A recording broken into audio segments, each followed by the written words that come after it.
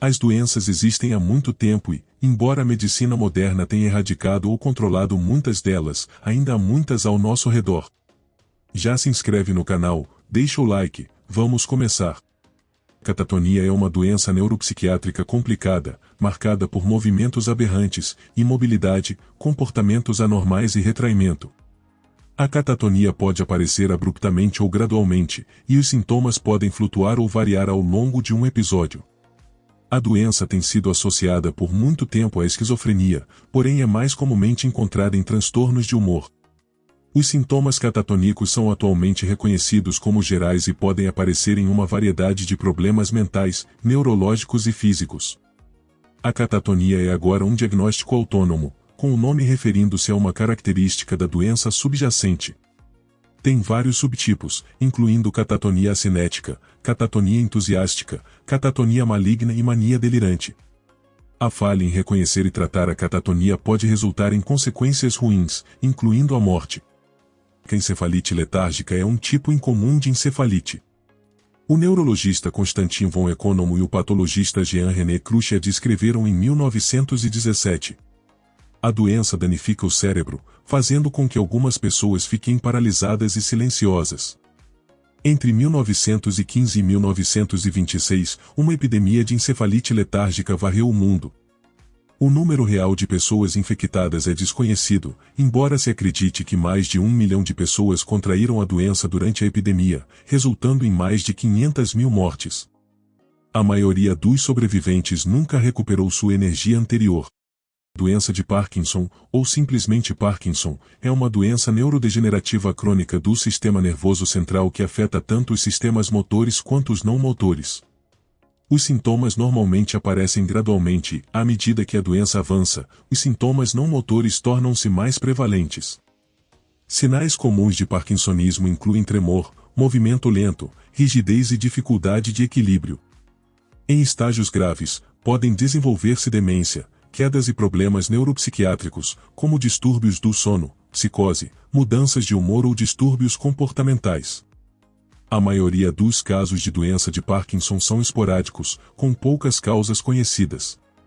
A fisiopatologia é definida pela perda de células nervosas no locus coeruleus e na substantia nigra, esta última sendo uma região do mesencéfalo que fornece dopamina ao gânglio basal, que está envolvido no controle motor voluntário.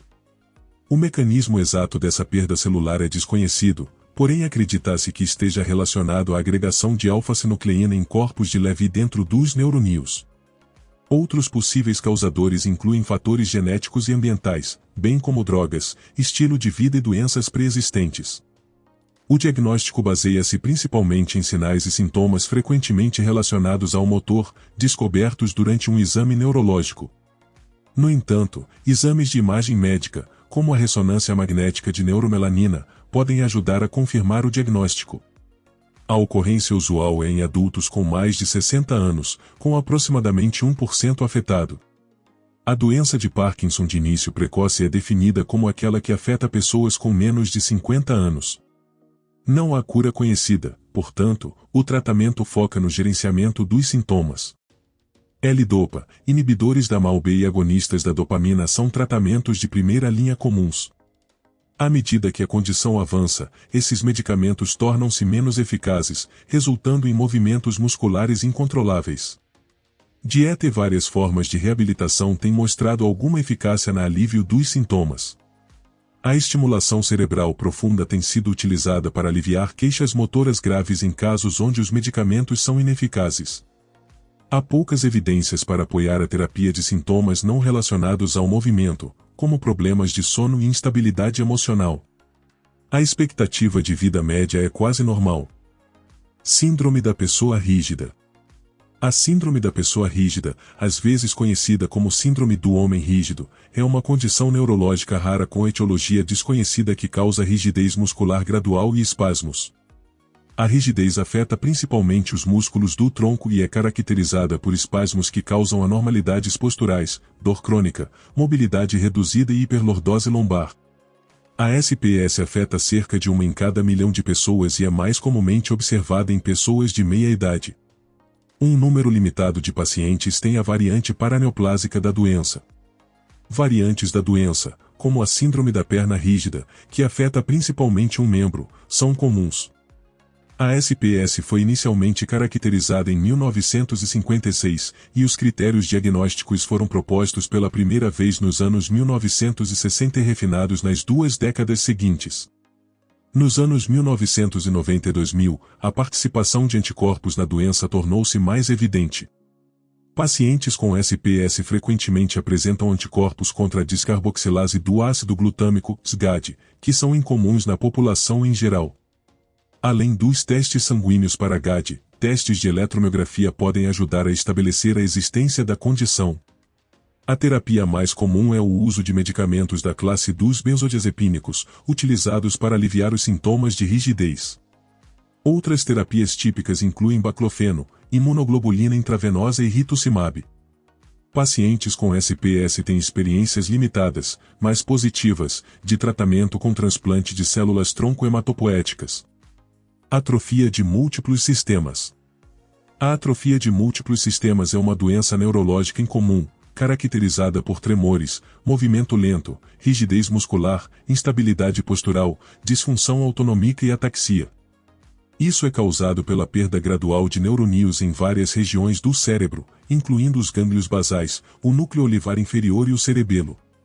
Muitas pessoas com AMS sofrem de disfunção do sistema nervoso autônomo, que pode se manifestar como hipotensão ortostática, impotência, perda de sudorese, boca seca e retenção urinária e incontinência. A paralisia das cordas vocais é significativa e, em alguns casos, o primeiro sinal clínico da doença. Um prion da proteína alfa-sinucleína dentro dos neurônios afetados pode induzir a AMS. Homens representam cerca de 55% dos casos de AMS, com os sintomas aparecendo entre os 50 e 60 anos de idade.